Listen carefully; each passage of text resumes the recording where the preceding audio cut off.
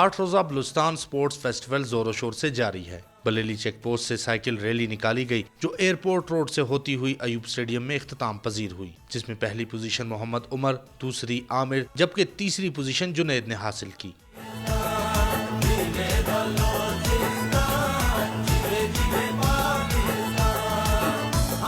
Rally میں فتح حاصل کرنے والے کھلاڑیوں کا کہنا ہے کہ بلوچستان میں سپورٹس فیسٹیول کے انعقاد سے کھلاڑیوں کی بھرپور حوصلہ افزائی ہوئی ہے۔ میں نے آج تیسرا پوزیشن حاصل کیا بلوچستان فیسٹیول میں، اور انشاءاللہ یہ جب اور ایونٹ ہوئے گا بھی انشاءاللہ ہم لوگ لگاتار محنت کریں گے۔